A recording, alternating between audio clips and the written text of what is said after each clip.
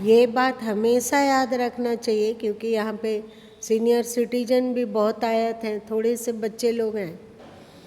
ये हमेशा याद रखना चाहिए कि जब तक हम लोग का शरीर चल फिर रहा है तब तक हम बूढ़े हो गए, बूढ़े हो गए, बूढ़े हो गए, बूढ़े हो गए, अब हमारा उम्र हो गया, उम्र हो गया, इसको नहीं रटते रहे। इसका बहुत नेगेटिव असर हम लोगों के जीवन पर भी पड़ता है और शरीर पर भी पड़ता है।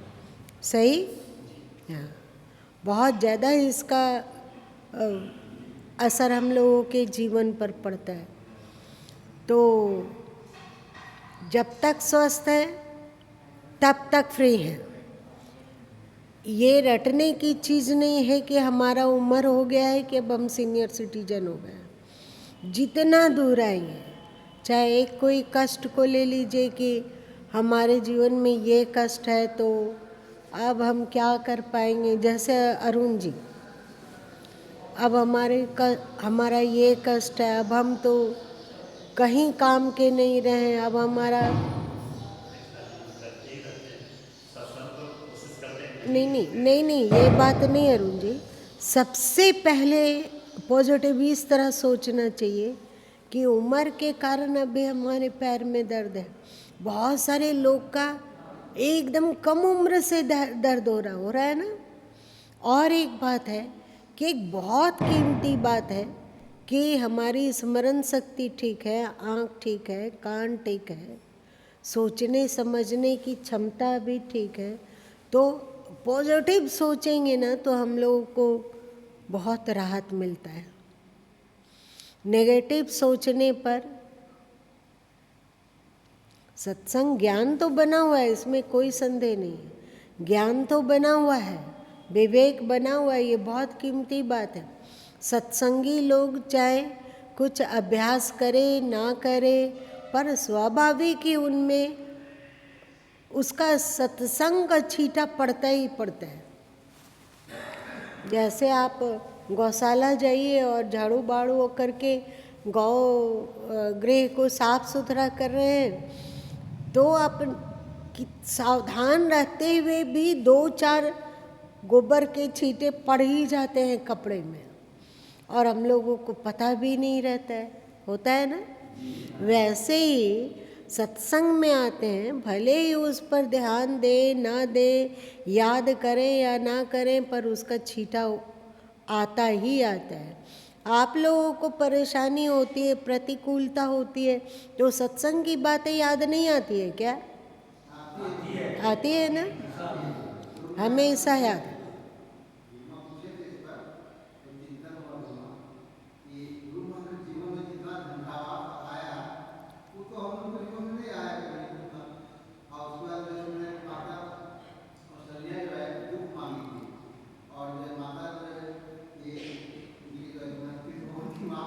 कुंती कुंती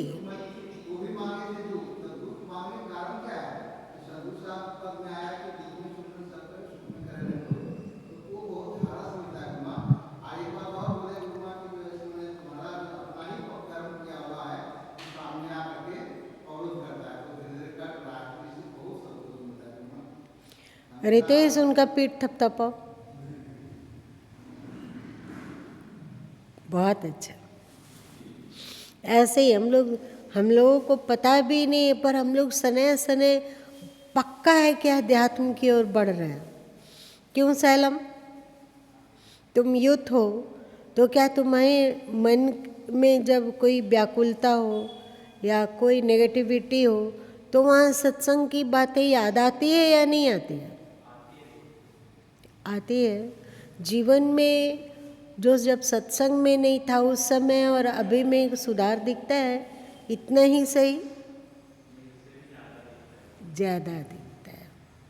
और तुम्हारा प्रशांत, नाम तो है प्रशांत, इसका अर्थ होता है परम शांत। बताओ।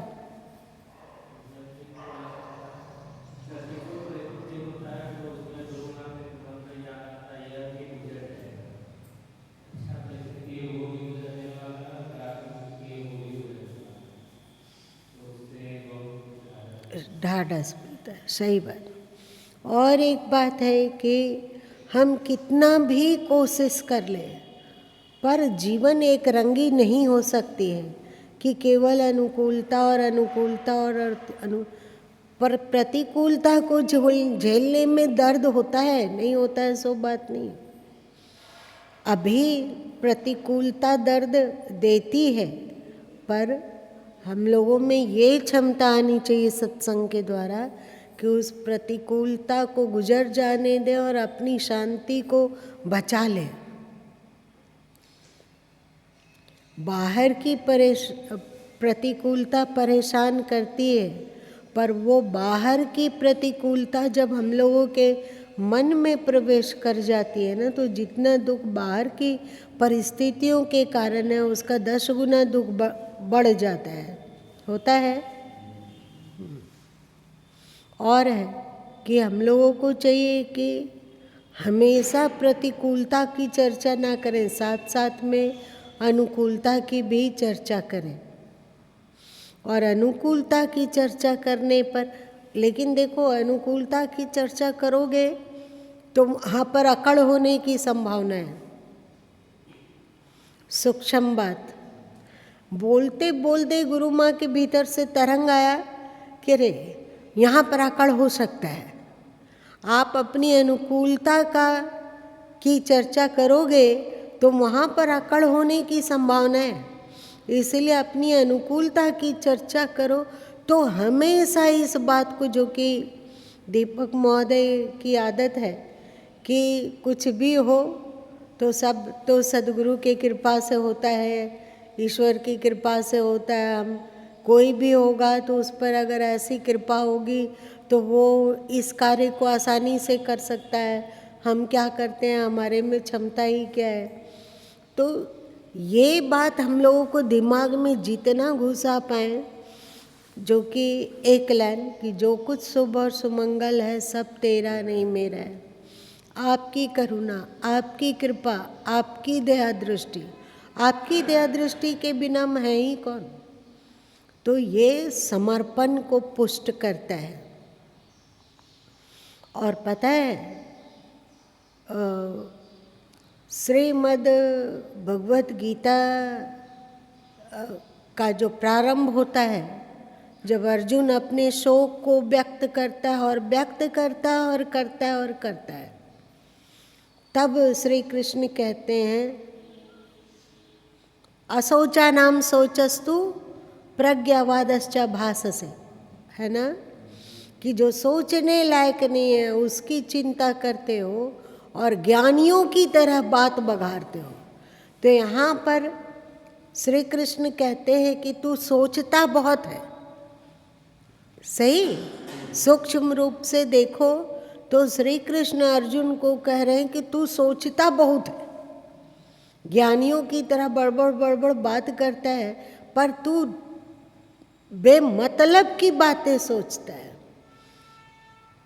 गतासु न गतासुनश्च नानुशोचन्ति पंडिता, जो चले गए और जो है, इन दोनों में अपना सिर ज्ञानी लोग नहीं खा पाते हैं। और तुम कल्पना का दुख कि ऐसे होगा, वर्ण शंकर हो जाएगा, ऐसा होगा वैसा होगा। अंत में श्री कृष्ण इसका उत्तर देते हैं कि तुम जो सोचता है इससे मुक्त कैसे होगा। इससे उत्तर देते हुए श्री कृष्ण कहते हैं कि सर्वधर्मान परित्यज्य मामेकं शुचं व्रज और अहम त्वं सर्वपापेभ्यो मोक्षयिष्यामि मा शुचः। ये माँ शुचः कहाँ आ गया। शरणागत हो तुम। हम लोगों के जीवन में जो दुख है, यदि हम लोगों की शरणागति पक्की होगी तो क्या दुख आएगा। मतलब हमारी शरणागति में कुछ कमी है। श्री कृष्ण चिंताओं से मुक्त होने का एक बहुत ही सुंदर उपाय बताएं, सर्वधर्मान परित्यज्य मामेकं शरणं व्रज। मैं तुम्हें सब पापों से मुक्त कर दूंगा, तू चिंता ना कर। ये समर्पण आप लोगों को सुनकर हृदय में ठंडक की अनुभूति नहीं हुई? बहन लोग को भी नहीं हुई क्या? माँ सुचा, बेकार चिंता मत कर, चिंता करने से कुछ होने वाला नहीं। परिस्थितियाँ, जो सुख है, जो दुख है, जो अनुकूलता है, जो प्रतिकूलता है, जो हमारा प्रारब्ध है, एक तरह से ऐसे सोचो कि जो हमारा प्रारब्ध है। श्री सदगुरु कबीर साहब कहे ना कि कर्म गति टारे नाही टरे, है ना, कि कर्म की गति पहले तो प्रारब्ध बना, पीछे बना शरीर। कबीर यह आश्चर्य है मन नहीं धारे धीर। हम लोग जब जन्म लिए उसके पहले हमारे प्रारब्ध का निर्धारण हो गया। देखिए, हमारा प्रारब्ध का निर्धारण जन्म से पहले कैसे होता है? इस जन्म में हमें क्या क्या भोगना है, कितना संघर्ष करना है, कितना सुख प्राप्त करना है, कितना दुख प्राप्त करना है, कितनी हमारे जीवन में अनुकूलता आएगी, कितना हमारे जीवन में प्रतिकूलता आएगी। माँ से सुख मिलेगा या नहीं, पिता से सुख मिलेगा या नहीं, भाई बहनों से सुख मिलेगा या नहीं, पति पत्नी से सुख मिलेगा या नहीं, बच्चों से सुख मिलेगा या नहीं, आने वाली पीढ़ियों से सुख मिलेगा या नहीं, सब पहले से निर्धारित है। पहले से। आप लोग क्या नवजात बच्चों को किसी ने देखा है? देखा है। उसके हाथ में रेखाएं होती है या नहीं होती? होती है। आप बताओ कि 5 नवजात बच्चों को देखो, सबके हाथ की रेखाएं अलग अलग जैसी है कि एक ही? ये रेखाएं क्या कहती है? प्रारब्ध। ये रेखाएं एक मानचित्र है। भारत में ज्योतिष का शोध हुआ, खोज हुआ, हाथ की रेखाओं को पढ़ने की कला विकसित की गई। हमारे जीवन में क्या होने वाला है, कब होने वाला है, इस मानचित्र में पहले ही भगवान ने दे दिया है। ये मानचित्र, अब इस मानचित्र के अनुसार हमें जो जीवन में है वो मिलेगा। ये तो हो सकता है कि आपको किसी नदी में पहुंचना है, घाट में पहुंचना है, अथवा किसी दुकान में पहुंचना है, तो हो सकता है कि आप जहां हैं वहां से गूगल आपको 4 रास्ता बता दे कि आप ऐसे जाओगे तो ऐसे पहुंचोगे, इस तरह से भी आप जाओगे तो इतने मिनट लगेगा, इस तरह जाओगे तो इतने मिनट लगेगा। आपकी मर्जी। आप गूगल पर कितना भरोसा करते हैं, उसका भी दिखाया गया रास्ता गलत हो सकता है। होता है जी, होता है। कभी कभी वो ऐसे ऐसे गली कुची में घुसा देता है कि समझ में ही नहीं आता है कि ये कहाँ ले आया। तो हो सकता है कि एक स्थान पर पहुंचने के 4 मार्गों पर इस मैप के विपरीत हमारे कर्म कुछ नहीं होंगे। हमारा कर्म इस मैप के अनुसार ही चलेगा, हमारा जीवन इस मैप के अनुसार ही चलेगा। तो हम लोगों को छूट कहाँ मिली हुई है? अनुकूल और प्रतिकूल परिस्थितियां तो आएगी, पर हम पर निर्भर है कि उसमें हम सुखी हो या ना हो, दुखी हो या ना हो, ये हम पर निर्भर है। इस समय इस तरह की परिस्थिति जीवन में आएगी, उस परिस्थिति का आप सदुपयोग करते हैं कि दुरुपयोग, ये आप पर निर्भर है। किसी प्रियजन की मृत्यु हो जाती है तो वहाँ पर 2 बातें हो सकती है। एक कि हम बहुत अधीर हो जाए, और दूसरे कितना जीवन क्षण भंगुर है, कैसा संसार है, यहाँ नाते रिश्ते इतना प्यारा, इतना जिससे प्यार करते थे वो चला गया अथवा चली गई, तो वहाँ पर वैराग्य ला सकते हैं अथवा मोह से अत्यंत मोहित होकर दुखी हो सकते हैं। ये हम पर निर्भर है। इस समय हमारा अमुक प्रियजन चला जाएगा, ये डरावनी बात है, ये प्रारब्ध है। पर इस प्रारब्ध को झेलते हुए हम वैराग्य की ओर बढ़ जाएंगे या मोह से घिर कर रुदन करेंगे, ये हम पर निर्भर करता है। समझ में आ रहा है? हम अमीरी पाएंगे कि गरीबी पाएंगे, हमारे जीवन में कब तक धन रहेगा और कब धन चला जाएगा, ये प्रारब्ध पर निर्भर है। पर उस धन का हम सदुपयोग करेंगे या दुरुपयोग करेंगे, ये हमारे नवीन कर्म पर निर्भर होगा। सही समझ में बात आई?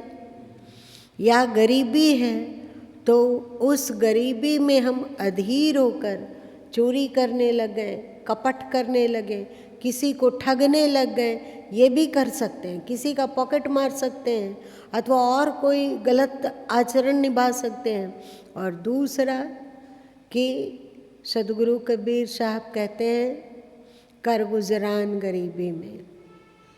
हमारा प्रारब्ध है, कोई प्रारब्ध है कट रहा है, जरूर हमने ऐसे कार्य किए हैं जिसके कारण हमारे पास सुख नहीं है, हमारे पास भौतिक संपदा बहुत कम है, ये प्रारब्ध है हमारा। इसको हम शांत चित्त से झेल लेंगे, शांत चित्त से। जब प्रारब्ध को भोगना ही है तो क्यों न शांत चित्त से उसको भोग लें। रोते रहने से क्या मिलने वाला है? रोते रहने से क्या हमारा प्रारब्ध बदल जाएगा? रोते रहने से जब प्रारब्ध नहीं बदलता है तो हम क्यों रोए? ये कीमती आंसू, ये कीमती आंसू उन सब के लिए जाया कर देना जिस पर हमारा कोई बल नहीं है। यही आंसू यदि ईश्वर पर जाया किया जाता, ईश्वर पर खर्च किया जाता, प्रेम पर खर्च किया जाता, भक्ति पे खर्च किया जाता, वैराग्य पर खर्च किया जाता, तो क्या इन आंसुओं का लाभ नहीं उठाया जा सकता था?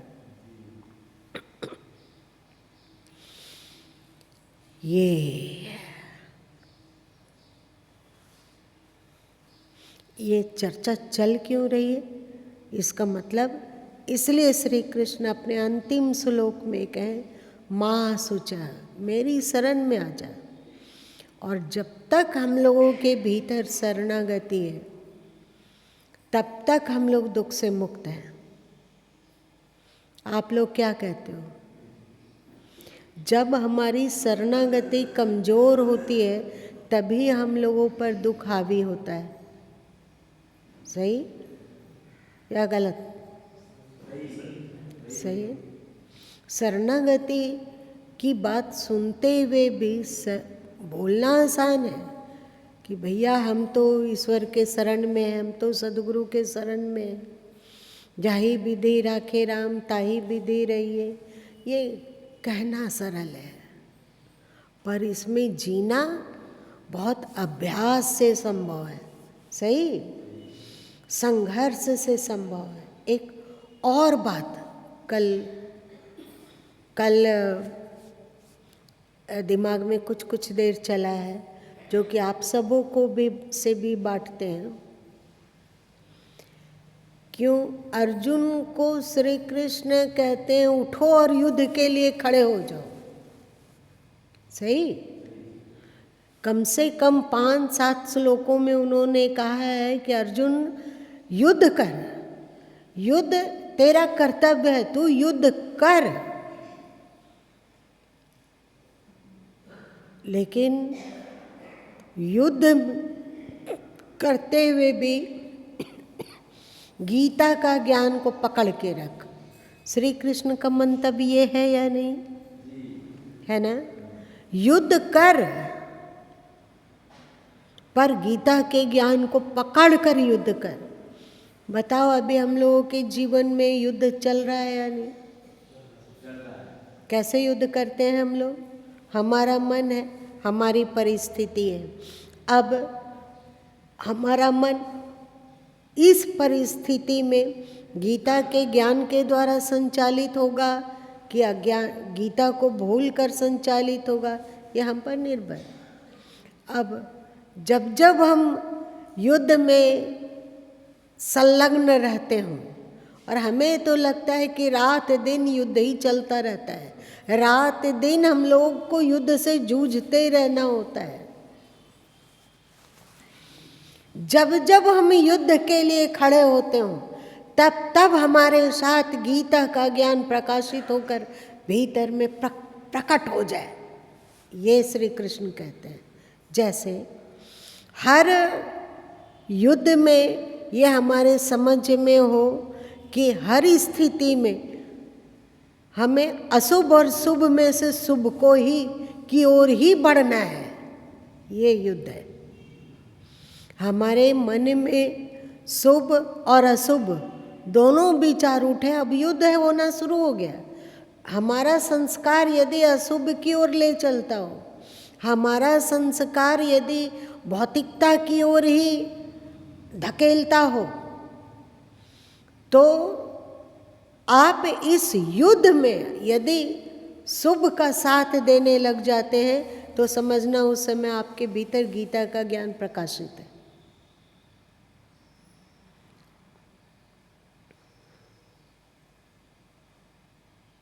झंझावातों में आप शुभ को चुनते हैं, शाश्वत को चुनते हैं, तो समझना कि आप युद्ध में विजय की दिशा में आगे बढ़ रहे हैं। आप शुभ और अशुभ में से अशुभ को चुन लेते हो, मन का पूछ पकड़ लेकर आगे बढ़ने लग जाते हो, गीता की वाणी छूट जाती हो, तो समझना आप युद्ध में पराजय की ओर चल रहे हो और आपका ज्ञान छूट गया। सही है ना? आपका ज्ञान छूट रहा है। यहाँ पे आप अपने ज्ञान से भटक रहे हैं। परिस्थितियाँ जीवन में आई, उन परिस्थितियों में हमने शुभ का चुनाव किया या अशुभ का, संघर्ष शुरू हुआ। यदि गीता का ज्ञान रहा, गीता का ज्ञान मतलब शुभ का ज्ञान, शाश्वत का ज्ञान, हित का ज्ञान, तो आप हमेशा ही शुभ को ही चुनोगे, शुभ को ही चुनोगे, सुखद को नहीं। हो सकता है कि मन के अनुकूल चलने पर आपको थोड़ी देर के लिए सुख की अनुभूति हो, पर वो सुख बिल्कुल छुई मुई का पौधा है। अभी हाथ टच है तो वो मुरझाया हुआ है, अभी हाथ हटाते हैं तो फिर वो कुम्हला गया। वैसे ही भौतिक सुख भी ऐसे ही है, ये इसमें निरंतरता नहीं है। कि निरंतरता है? निरंतरता नहीं है। कोई भी उपभोग करते हो हम लोग, कोई भी, चाहे अपने मनपसंद खाना खाते हो, मनपसंद वस्त्र पहन रहे हो, हमारे पास एफडी है। जब शुरू आप लोगों के पास 1 लाख रुपया हुआ होगा, शुरू में पहली बार किसने अनुभव किया कि बहुत अच्छा लगा था, बहुत सुख की अनुभूति होगी? यहाँ आप लोग हैं? कोई हैं तो हाथ उठाओ। अच्छा, इतने ही लोग को अनुभव हुआ है। पहले के समय में, आज से अरुण जी लोग जानते होंगे, आज से 15 साल पहले, 20 साल पहले 1 लाख मतलब लखपति हो गया। हाँ, लखपति हो गया वो तो भैया लखपति है। आज लखपति लोगों के लिए कुछ भी नहीं लाख रुपया है कुछ। लेकिन जब पहला 1 लाख रुपया आया, ओह आज से हम लखपति बन गए। पर वो सुख कितना देर टिका?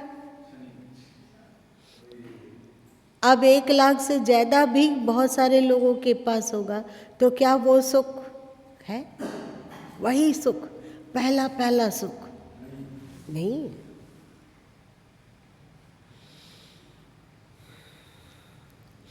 तो भौतिक जगत के चाहे वो कोई भी भोग हो, भोग उसको कहा जाता है जो इंद्रियों के संयोग से उत्पन्न होता है, उसको भोग कहते हैं। समझ में बात आई? इंद्रियों के संयोग से जो उत्पन्न होता है वो भोग कहलाता है। मन के संयोग से जो सुख उत्पन्न होता है वो भोग कहलाता है। ये बिल्कुल छुई मुई का पौधा है, इसमें कोई सुख नहीं है, कुछ भी नहीं है।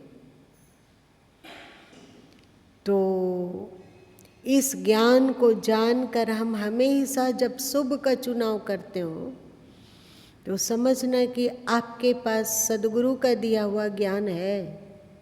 आपने श्रीमद् भगवत गीता का अध्ययन किया, उसका ज्ञान आपने थोड़ा या ज़्यादा धारण किया है।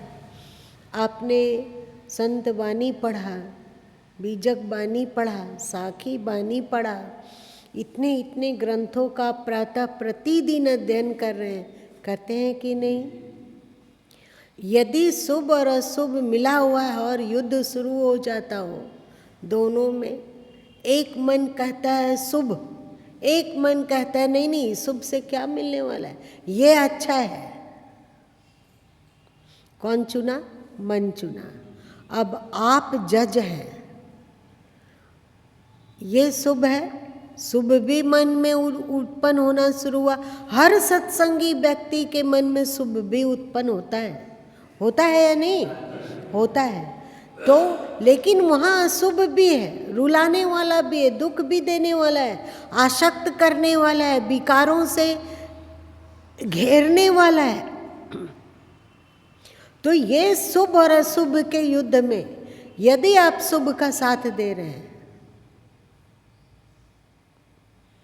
तो समझिए कि रंग लग रही है। सबसे पहला जो लक्षण दिखता है वो ये है कि सत्संगी लोगों में शुभ की भावना, शुभ का विचार भी उठता ही उठता है ना? गैर सत्संगी लोगों के लिए ऐसा कुछ नहीं है। उसका मन जो कह रहा है उसके मन में एक ही विचार उत्पन्न होता है, उसके मन के अनुसार जो उसको सुख मिलेगा, मन को, इंद्रियों को जो सुख मिलेगा, बस वही विचार उत्पन्न होता है ना। और हम सत्संगी लोगों में यदि इंद्रिय और मन के सुख वाला विचार उत्पन्न होता है तो साथ साथ में शुभ और शाश्वत का भी विचार उत्पन्न होता है। जितना अधिक आप शुभ और शाश्वत का विचार आप में बढ़ने लगा है, आप समझना कि आप में अब अध्यात्म का रंग रंगने लगा है।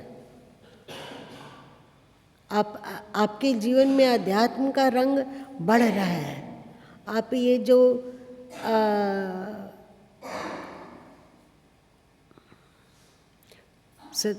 सदगुरु साहब की एक बानी है ना, चुनर मोरी रंग डारी, क्या है? अच्छा, कल दीपक बोला था क्या? कौन बोला था? कोई तो कहा था, मैं अच्छा नहीं था। तो ये बहुत संतोष की बात है। शुभ विचार भी उत्पन्न होने लगा हम लोगों के दिल में, ये बहुत कीमती बात है। और जब हम शुभ और अशुभ विचारों में से शुभ का चयन करने लगे, शुभ के लिए संघर्ष करने लगे, हमारा मन अशुभ विचार उत्पन्न कर रहा है। अभी फैक्ट्री उसका चालू है, लेकिन हम संघर्ष करके ये कौरव सेना को पराजित कर रहे हैं और उसमें संलग्न हैं। हो सकता है कि इसमें हार जाए, लेकिन संघर्ष करने का संस्कार हम लोगों ने बना लिया। और यदि संघर्ष हम भली भांति कर पाते हैं तो समझना कि अब हमारे में रंग लग रहा है। कृष्ण का रंग, कबीर का रंग, बुद्ध का रंग, महावीर का रंग, गुरुओं का रंग, ऋषियों का रंग।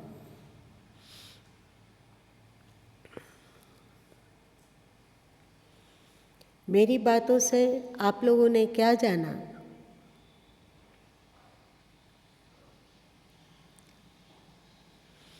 मेरी बातों से आप लोगों ने क्या जाना?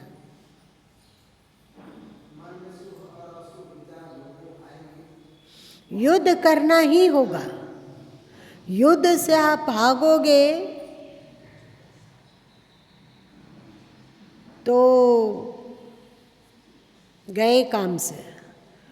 इसीलिए श्री कृष्ण कहते हैं उठो अर्जुन, गांडीव संभाल लो। गांडीव मतलब ज्ञान। युद्ध से जो हारा या युद्ध से जो भागा, जीत की संभावना उसकी बिल्कुल जीरो हो गई। एकदम जीरो है। ये माइक से बात कीजिए, माइक से बात कीजिए। आजकल अरुण जी को जिज्ञासा उत्पन्न होने लगी है, जो कि बहुत ही शुभ। फौजी जी उनका पेट थपथपा दीजिए मेरे तरफ से। जो भी व्यक्ति युद्ध से हारा या भागा, उसकी जीत की संभावना तो बिल्कुल नगण्य हो गई। एकदम खत्म। अब तो केवल हार की ही संभावना। हार के ही वो जीत संभव। के बारे में सोच ही नहीं सकता है।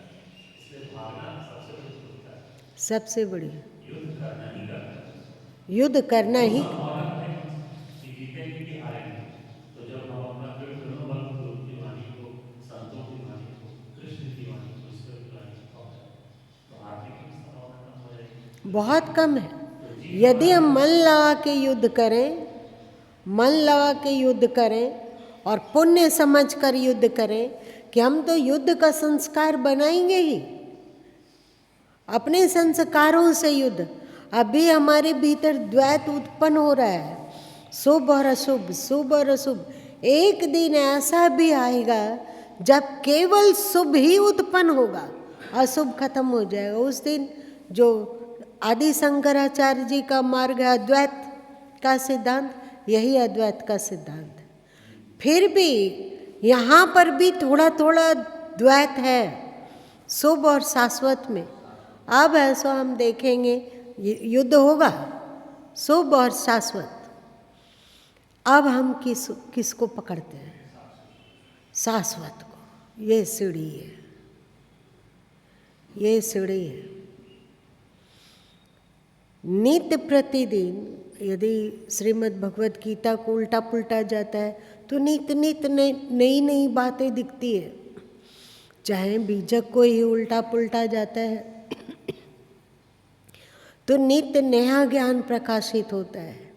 और एक बात आप लोगों को बताते हैं कि यदि आप अपने मन को निर्मल कर पाते हैं निष्काम कर्म से, यज्ञार्थ कर्म से, यदि आप मन को निर्मल कर पाते हैं तो धीरे धीरे करके अशुभ विचार स्वाभाविक ही कम आएंगे। और एक बात, जैसे जैसे आपका मन निर्मल होता जाएगा, आपकी अंतरात्मा आपको संबोधन करने लगेगी। नहीं मानने से न डांटता भी है, अंदर बैठा, उठो उठो, जाओ पियो पानी। एक उदाहरण दिए इसी तरह का। ऐसा लगता है कि कोई अंदर से थर्ड पर्सन बोल रहा है, ये गलत है, इसको क्या औचित्य, इससे इसका क्या औचित्य है? इसलिए पहले आज से लगभग 22 साल, 24 साल, 25 साल या 27 साल पहले गुरु माँ की एक आदत थी कि कोशिश की जाती थी कि ईश्वर के नाम एक प्रेम पत्र लिखा जाए।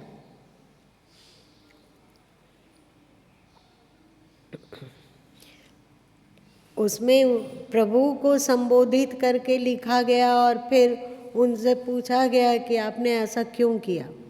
और अंतरात्मा ही जो जवाब दे रही है ना, उसी को, उसको भी कि तुम कहते हो ऐसा लेकिन दिख रहा है ऐसा, हमें ऐसा लग रहा है और तुम बोल रहे हो ऐसा। अब तुम जो बोल रहे हो शोर ले चलने के लिए तुम ही कृपा करो। अभी होगा 5, 7, 8, 10 प्रेम पत्र होगा ही, जहाँ शिकवा शिकायत भी है, जहाँ दिखता है कि कुछ और साथ साथ में ढेर सारा समर्पण, शरणागति, प्रेम और आवाहन है कि प्रभु आप हमें अपने अनुकूल, अपने रंग में बिल्कुल रंग लो, जैसा तुम चाहते हो, जिस तरह, मेरे मन की इच्छा पूरी मत करो, बस अपने जो तुम्हें उचित लगता हो सो करो, वैसा विचार, वैसा भाव, वैसा गुण, वैसा ज्ञान हमें दो, जिसमें इस शरीर का उपयोग करके तुम बोलो, तुम सुनो, तुम करो, तुम खाओ, तुम जियो, तुम जियो, मैं नहीं, मेरा मैं नहीं। देखते हो एक भजन में है ना कि रहेंगे प्रिय मिट मैं जाऊंगी, है ना, कौन सा भजन है?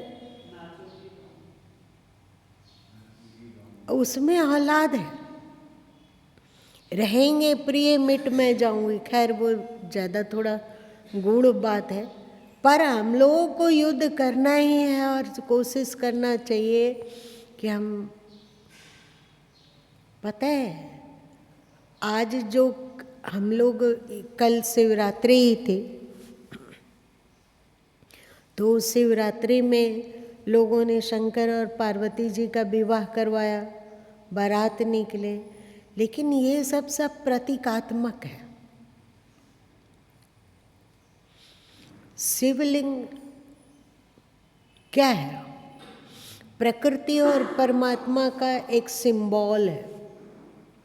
शिवरात्रि क्या है? शिवरात्रि है आज के दिन संभवतः वो ईश्वर जो निर्गुण है, निराकार है, अक्रिय है, उसमें सक्रियता आई और वह प्रकृति के साथ संयोग बनाया, मतलब प्रकृति के साथ जुड़ा, यह शिवरात्रि है। और एक बात है, जैसे जीवन में शुभ और अशुभ दोनों चीज रहता है ना, वैसे ही ईश्वर को देखो तो द्वैत और अद्वैत दोनों है। उस ईश्वर तत्व के दो छोर हो सकते हैं। ये कल दिमाग चिंतन चला है जो कि बांट देते हैं। कल ये चिंतन चला है, ईश्वर में द्वैत है, एक पूर्णता और एक शून्यता। यदि ईश्वर अपने एक छोर में पूर्ण है तो दूसरे छोर में शून्य है। पूर्ण कब होता है? ओम पूर्णात् पूर्णमुदच्यते, आप लोग गाते हो ना, तो जब वो अपने आप को अभिव्यक्त करता है तो वो पूर्ण है, और जब अपनी अभिव्यक्ति को समेट लेता है तो शून्य है। शिव और शंकर में अंतर है। शिव शून्य और पूर्ण दोनों है। शिवरात्रि हमें संदेश देती है कि जितना हम उनके अभिव्यक्त रूप से परिचित हैं, उतना ही उनके शून्य रूप से भी परिचित हो, और जितना हम उनके अभिव्यक्त रूप में प्रेम लगाते हैं, दिल लगाते हैं कि नहीं? अभिव्यक्त रूप, ये भौतिक संसार, ये परिवार, ये बच्चे, ये पति पत्नी है, सब मिथ्या ही सही, पर है उन्हीं की अभिव्यक्ति। वे ही इसी स्वरूप में प्रकट हो गए हैं, वे ही इन सब के रूपों में क्रीड़ा कर रहे हैं। तो अभिव्यक्त रूप से परिचित होने के साथ साथ हमें उनका शून्य रूप से भी परिचित होना चाहिए। ईश्वर का शून्य रूप क्या है?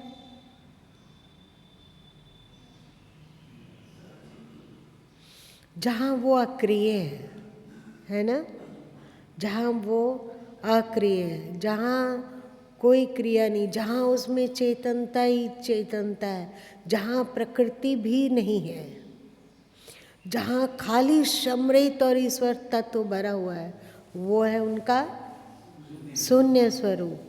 और जहाँ वे प्रकृति से संयुक्त होकर अपने आप को प्रकृति के रूप में या प्रकृति से जुड़कर जो अभिव्यक्ति हो रही है वो पूर्ण है।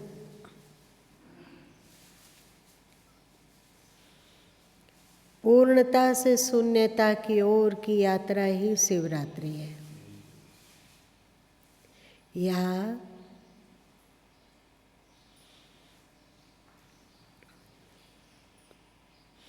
प्राकृतिक घालमेल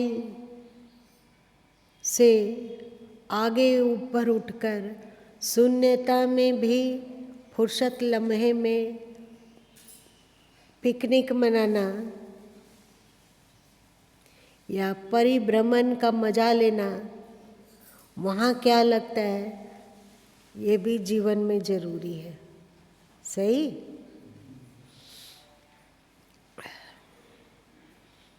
हे प्रभु, आपके पूर्ण रूप का भी ज्ञान हो कि आप ही इस रूप में अभिव्यक्त हो रहे हैं, साथ साथ में आपके शून्य रूप से भी परिचय हो। और मजे की बात ये है कि परमात्मा का पूर्ण रूप में फिर से दो छोर हैं। क्या क्या? शुभ और अशुभ, तारक और मारक है, सत्व और तमस, सत्व और तमस। अब युद्ध का आरंभ हो गया। क्या लीला है ईश्वर की? अब युद्ध का आरंभ कि सत्व और तमस, एक सीमा तक ही तमस स्वीकार है, बाकी नहीं। रजस एक सीमा तक ही हमें स्वीकार है, ज़्यादा नहीं। आप लोग आयुर्वेद से परिचित हो क्या? आयुर्वेद, वे लोग मानते हैं कि 3 दोष है, कफ, वात और पित्त। जब पित्त बढ़ जाता है तो शरीर रोगी होता है या नहीं? होता है।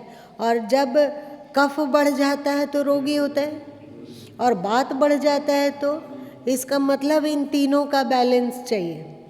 इसका उसी तरह हम लोग के जीवन में तीनों हैं, और वो क्योंकि ईश्वर का ही अभिव्यक्त रूप है।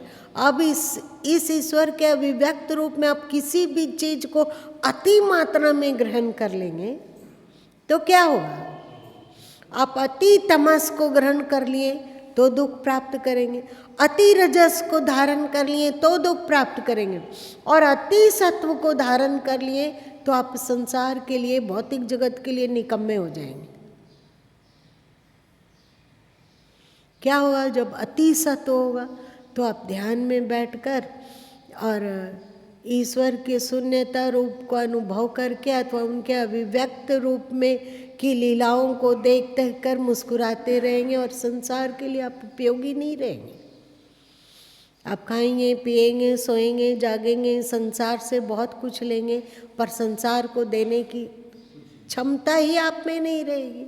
आप केवल खाऊं मुक्ति शिला पे, क्या है, बैठूं और मुस्कुराऊं, बस यही वाली स्थिति। और उससे थोड़ा सा नीचे उतरेंगे, थोड़ा जितना आवश्यक है उतना ही रजस भी लिए, उतना ही तमस भी लिए, तो फिर जीवन सुचारू रूप से चलेगा। तीनों गुणों का बैलेंस ये कौन सिखाएगा? श्रीमद् भगवत गीता। चलो आज बहुत हो गया, आज इतना ही रहने दो। मेरी बात को आप लोग समझे या फिर ज़्यादा ऊंची बात बोली जा गई और सिर से बाहर निकल गया? उठो अर्जुन, युद्ध करो। उठो अर्जुन, युद्ध करो। हम ही लोग अर्जुन हैं, है ना? आसान नहीं है। अक्सर मन में एक अशुभ विचार होता है जो हमारे लिए अकल्याणकारी है, उसके आगे हम लोग क्या करते हैं? क्या करते हैं? आत्मसमर्पण कर देते हैं। चलो आज इतने ही रहने दो।